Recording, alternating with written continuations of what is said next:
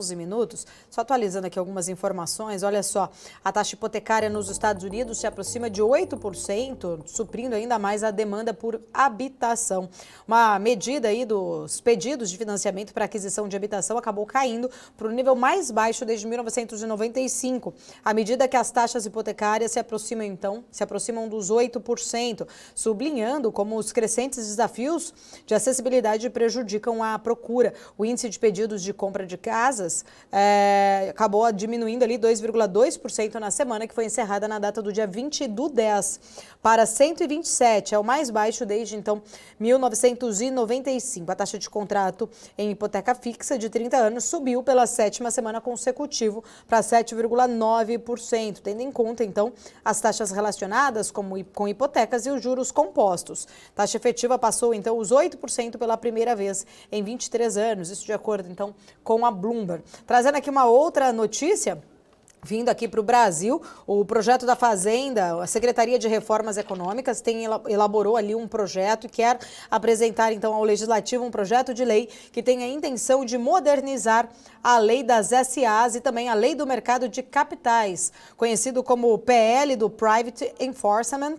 O texto dá então poderes à CVM e altera regras para responsabilização e proposição ali de ações judiciais. O projeto dá mais poderes à CVM para fiscalizar, mas sabemos que não basta dar mais poderes, precisamos de mais recursos em pessoal e também recursos financeiros, disse aqui então aspas para o secretário Marcos Barbosa Pinto. Segundo ele, recentemente o governo autorizou a CVM a abrir concurso público para repor a falta de servidores. O projeto de lei está em tramitação na Câmara desde junho e já recebeu então modificações que deram origem a uma minuta que acaba aproveitando então das sugestões de entidades representativas do mercado de capitais e também de investidores. A Fazenda ainda aguarda a indicação do relator deste projeto de lei.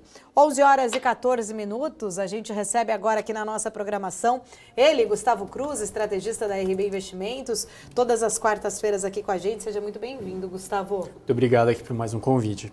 Bom dia. Sempre um prazer. Gustavo, já que a gente puxou agora aqui para o final um pouquinho mais falando aqui de expectativas, projetos de lei, Brasília, queria entrar aqui num tema. Hoje tem acho que uma grande expectativa aí para o relatório final da proposta da reforma tributária, né? O texto deve ser então apresentado à Comissão de Constituição e Justiça, deve ser votado, a expectativa é para o mês que vem, inclusive. O texto que foi aí, acho que teria sido articulado com Fernando Haddad, né? Aprovado até pelo presidente Lula. Eu queria entender um pouquinho da sua leitura sobre a expectativa para este novo texto, que deve trazer alterações, inclusive, da forma como saiu ali da Câmara. Acho que é um texto que flexibiliza mais a reforma tributária, dando mais vantagens para alguns setores. Por exemplo, você tem telecomunicações com um tratamento especial e não teria aquele impacto até maior em questão de impostos. Você tem aquele fundo que vai ser para desenvolvimento regional subindo dos 40 bilhões aprovados na Câmara para 60 bilhões pela proposta do governo agora, mas pode chegar até 75 como pedido pelos estados. A questão da cesta básica desonerada, mais e mais itens são colocados cada vez que se discute sobre isso. Portanto, um texto que, na maior parte, flexibilizou para uma questão negativa, em termos de enfraquecer aquela reforma original proposta pelo Bernardo Api. O relator da reforma do Senado, Eduardo Braga, senador, ele mencionou que vai ter uma avaliação sobre os tratamentos especiais de 5 em 5 anos. Porém, aqui no Brasil, a gente sabe que geralmente quando você dá alguma vantagem, algum subsídio, dificilmente você consegue retirar ele mais adiante. Esse não é o histórico brasileiro. A gente torce para que consiga se criar esse ecossistema de propõe um projeto, avalia se funcionou, se não funcionou, retira. Mas o histórico não é esse, por isso que o mercado olha já um pouco mais preocupado do texto original para o que provavelmente vai ser aprovado. Gustavo, a grande parte do receio do mercado é também com as implicações, né? Carga tributária, como que isso vai implicar determinados setores, diferentes setores. Tem uma proposta e tem um trecho, né, dessa proposta que está sendo combinado da criação de uma trava para não aumentar por parte dos estados, municípios e até mesmo pelo governo federal, para não aumentar a carga tributária. Isso pode ser interpretado como uma coisa boa, já que a grande preocupação é a elevação da carga tributária por meio de algumas exceções, por meio de algumas possibilidades, até mesmo os estados fazendo movimentações em relação a ICMS, a outros impostos que são de direito efetivamente de estados e municípios, para poder dar uma forma de aumentar a carga tributária para não perder a arrecadação? Eu entendo que vai existir uma tentativa nos próximos anos sempre de buscar brechas para aumentar a carga tributária. Acho que é um desejo bem explícito do governo federal, da equipe econômica do governo, para fazer o ajuste fiscal pelo aumento de carga tributária.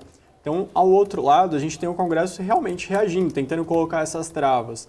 Mas, ao mesmo tempo, tinham setores que pagavam menos tributos do que o resto da economia e eles provavelmente vão ser regularizados. Então, não é que eles vão... que a carga tributária vai subir como um todo na economia, mas vai simplesmente ficar mais igual, mais justo para todos, que tem que operar sobre as mesmas condições. Inclusive o Marcos Lisboa falou, né, semana passada com a gente, né, Felipe, que não vê ali outra alternativa a não ser, então, aumentar, né, a carga tributária por conta dessa... Não vê também a possibilidade de corte de gastos de um outro lado ali. Não tem, né? Você estava até mencionando sobre mais concursos. Nos últimos anos, uma tentativa que foi feita, já que é sempre difícil você discutir uma reforma administrativa, é não renovar os concursos, porque aí você obriga meio que a máquina pública a se reorganizar com menos recursos.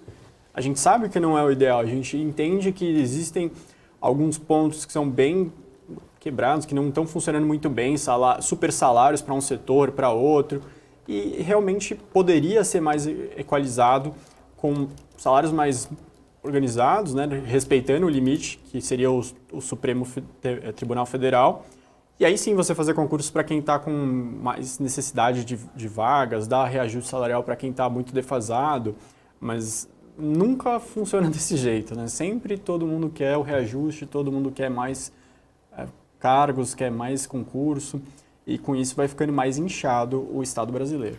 Gustavo, inclusive, a gente trouxe aqui também uma notícia que a equipe econômica acabou reduzindo, né, toda a expectativa ali, a estimativa de arrecadação em 2024 com a mudança da subvenção do ICMS. O valor passou de 35 bilhões na previsão anterior para 26 bilhões, né? É uma queda ali praticamente de quase 10, né? Vamos por ali um pouco mais de 9 bilhões de reais nessa estimativa. E o governo acabou substituindo aquela MP da subvenção do ICMS por um projeto com urgência constitucional. Ainda um grande impasse, tem muita gente que não acredita aí, vai encontrar resistência, na verdade, o projeto para provavelmente passar ali no Congresso, mas ele é tido como essencial para zerar essa, né, a meta ali do déficit zero no ano que vem, né? Provavelmente esse déficit zero não vai ser atingido. Acho que em nenhum momento a gente conseguiu escutar muitos economistas, muitas casas fazendo uma projeção falando que iria chegar nesse déficit zero. A dúvida é se vai ter algum progresso em relação ao que vai fechar esse ano. Então, esse ano você deve ter algo entre 1% de déficit em relação ao PIB ou 1,2%. Vai melhorar? Vai ficar mais baixo que isso? Se ficar igual, vai ser uma sinalização bem ruim. Você vai mostrar que botou o arcabouço fiscal na mesa e, por mais que você seguiu, aumentou a arrecadação num lado, você pode ter tirado e inchado gastos no outro. Isso vai ser uma sinalização ruim para as casas de agência de rating, por exemplo, que o Brasil não tem rating, não tem grau de investimento. Isso vai ser uma sinalização ruim para quem pensa em investir no país. E lembrando que a gente tem um endividamento alto, tem um fluxo negativo, não é que a situação fiscal é tranquila aqui no Brasil. Ô Gustavo, inclusive, né, a gente viu até a arrecadação federal essa semana vindo aquém até do esperado, uma queda, 4º mês consecutivo de queda na arrecadação, são indícios, sinais ruins para o governo em relação a toda essa expectativa de zerar o déficit público. O mercado está colocando algo entre 0,5% e 1%. Será que está subestimando esse valor que pode vir ainda maior de déficit? E aí, quais seriam os impactos, né, as implicações de um déficit maior ainda? A gente já com o fiscal bastante pressionado, se tiver mais déficit pode ser pior ainda para o nosso ambiente econômico e também para o mercado, né?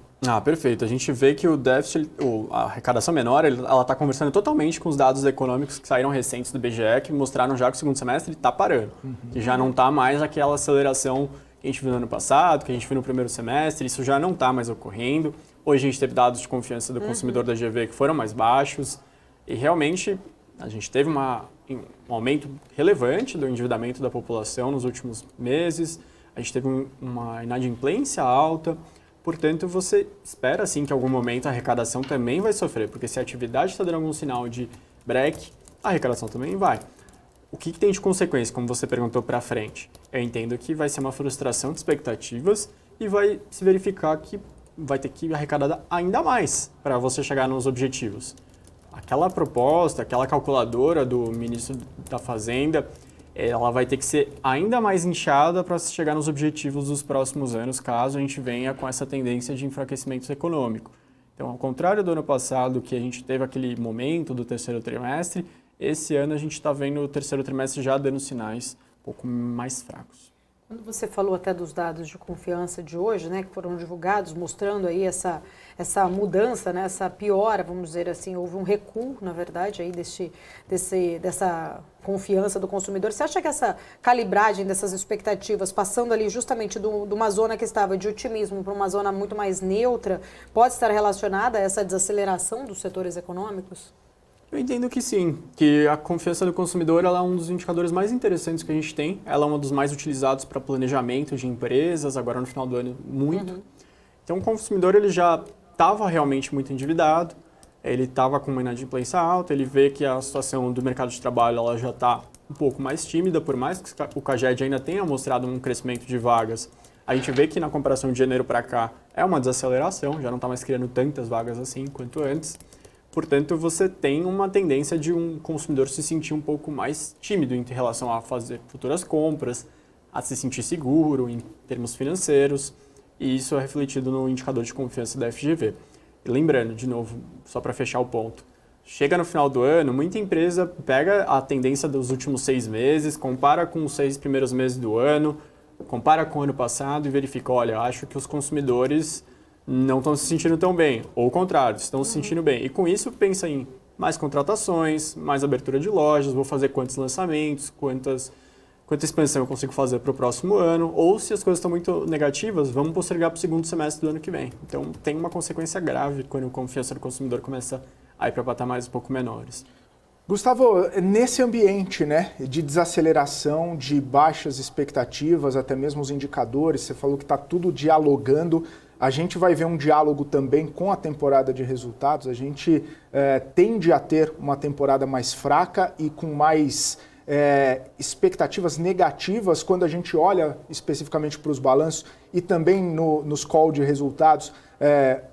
Os questionamentos dos analistas para os gestores vai ser, olha, e aí, o que você está pensando para o ano que vem? Como que você está esperando, né? O que você está projetando de investimentos? Vai ser nesse sentido, a gente vai ter uma temporada focada nessa percepção de alinhamento desse cenário econômico? Eu acho que a maioria, a média, né, vai dar isso. Vai dar realmente um pouco de frustração e uma sensação de que as coisas foram piores no terceiro trimestre. Mas é claro que o Brasil é uma economia muito grande. É diferente de você pegar uma economia como Curaçao, que depende de petróleo, extração e refino de petróleo e turismo. Então você tem 3 setores, você sabe exatamente como vai vir. Aqui no Brasil você tem muitos setores econômicos, desde o agro, extração metálica, serviços, comércio, tudo é muito forte aqui no Brasil e representado na Bolsa. Portanto, você pode ter uma melhora na questão financeira, em alguma escala. O setor de construção já divulgou suas prévias e aparentemente não foi tão bem, diferente do que estava no primeiro semestre. A parte de commodities, vamos ver como vai ser, porque a Suzano, que por exemplo, estava renovando sua cobrança muito alta no preço da celulose. Aliás, a Klabin, né, já mostrou hoje os resultados não tão positivos assim, abaixo do esperado pelo mercado, mas outras de commodities, a sensação era que viriam mais fortes, vamos ver como vai vir. Shoppings aparentemente vão ter um trimestre muito bom.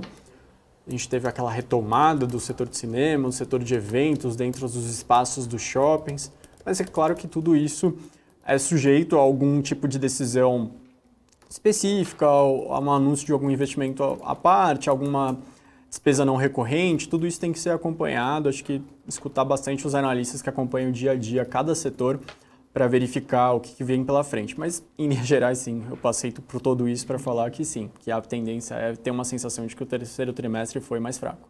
Gustavo, quando a gente olha, né, e até acho que você pontuou muito bem, esses fatores que acabaram trazendo essa expectativa deste terceiro trimestre ainda sendo aí muito impactado nos lucros, né, todo este cenário de juros, apesar do nosso início de corte de juros aqui no Brasil, mas ainda assim muito impactado por este cenário que acabou se deteriorando, olhando mais para o externo também, altas taxas de juros mais tempo lá nos Estados Unidos, a gente tem uma perspectiva de ainda 2024 ter esses juros americanos ali num patamar, né, ainda alto por mais tempo.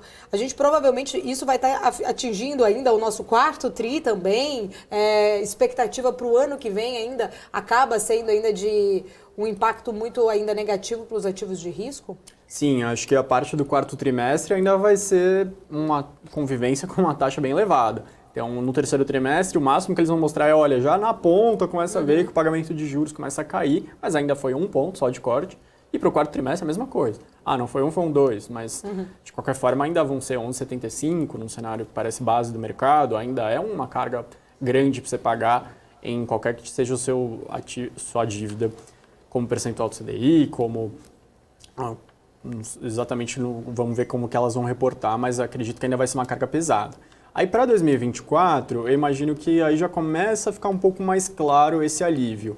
Aí já começa a ter realmente alguma sensação de que as taxas em patamares um pouco menores são refletidas em um resultado financeiro mais saudável, que as empresas começam a se preocupar menos com esse ponto e voltam a se preocupar mais com o operacional.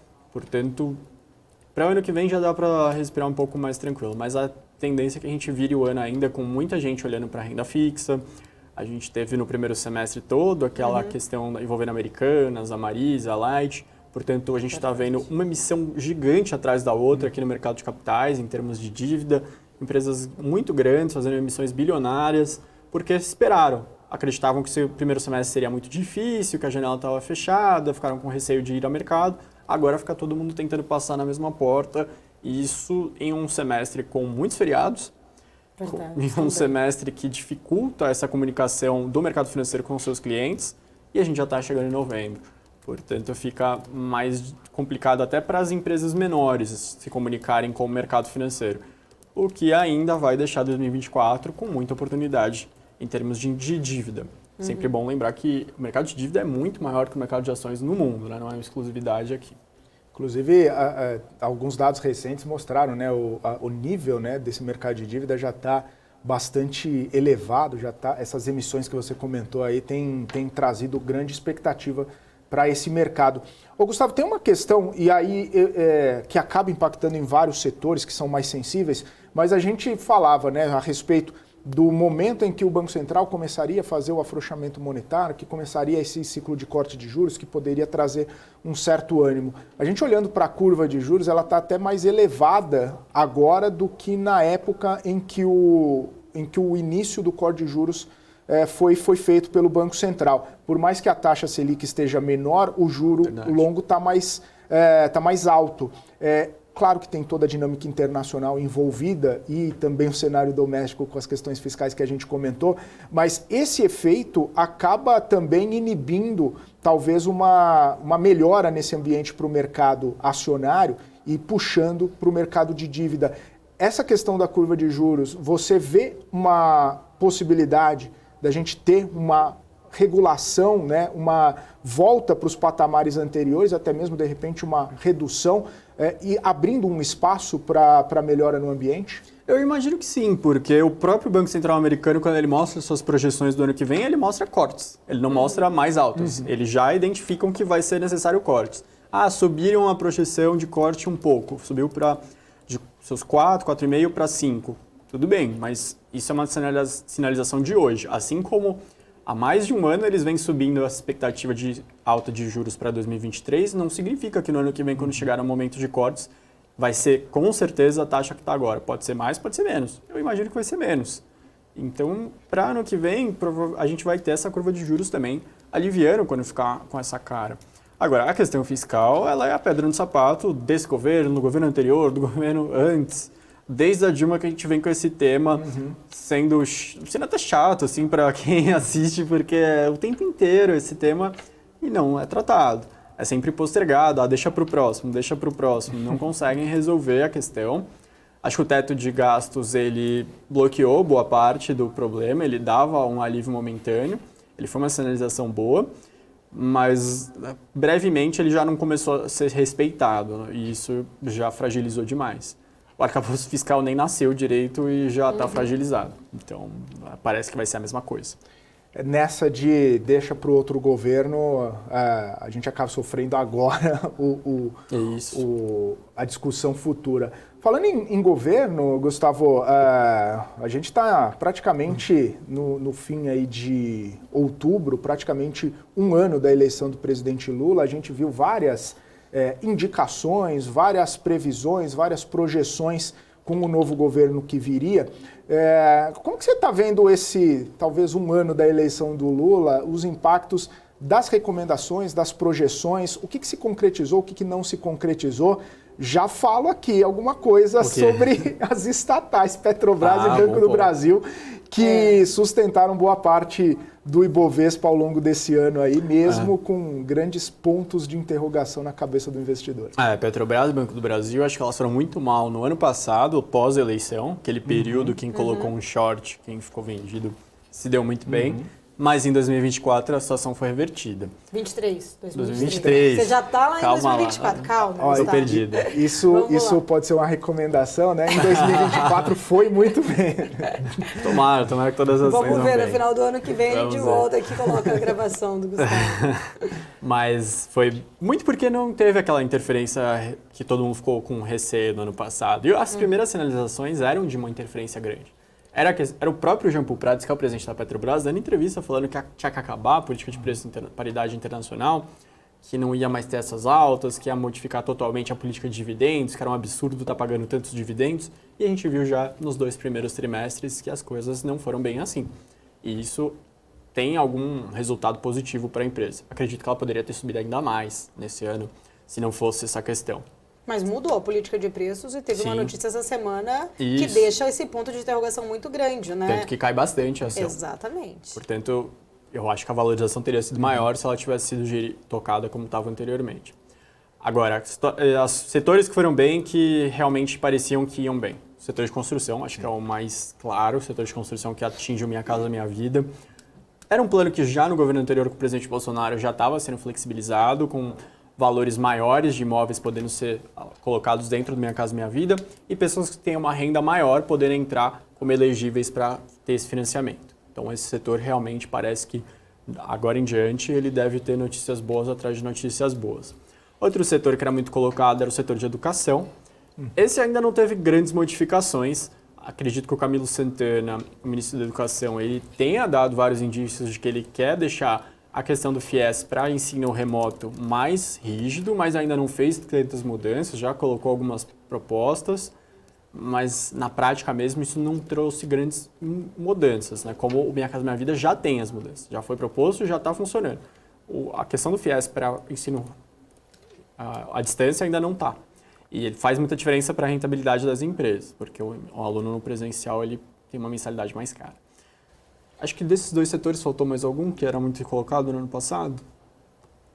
Não, que eu O varejo, talvez? Eu ia falar o varejo com acho que era o alguma varejo. questão de linha branca, alguma coisa assim. Eu acho que era, mas o varejo também com a questão do remessa. Com remessa isso foi bem relevante, né? relevante, Eu acho que o varejo era colocado como um setor que se beneficiaria por conta de políticas de estímulos para o consumo e não se concretizou. Acho que esse talvez tenha sido a maior decepção de quem imaginou um reflexo, né? Algo bem repetido com os 2 primeiros mandatos. Tanto que a gente teve até aquele namoro, né? Quando a gente teve o incentivo para a compra de carros, depois o presidente Lula falou que queria para a linha branca e não aconteceu. Não foi. Pode ser que aconteça mais adiante, porque é um desejo do presidente, não agora, mas mais para frente. Mas é algo que você vê que existia a ideia. Não foi uma ideia do mercado que não conversava com o pensamento do presidente. Pois é algo que tinha expectativa, mas não rolou. E o varejo também, mas o cenário acaba sendo mais complicado do que efetivamente alguma política, alguma expectativa com o próprio estímulo por parte do governo, né, Gustavo? A gente tem comentado aqui, né, o cenário internacional, o cenário doméstico, juro e tal, tudo isso acaba impactando muito mais o cenário de de varejo do que especificamente uma possibilidade. Muito embora, né, com o desenrola, também poderia trazer um ânimo maior. Tomara, né? que sim, né, mais para frente. Mas, por enquanto, não foi, né?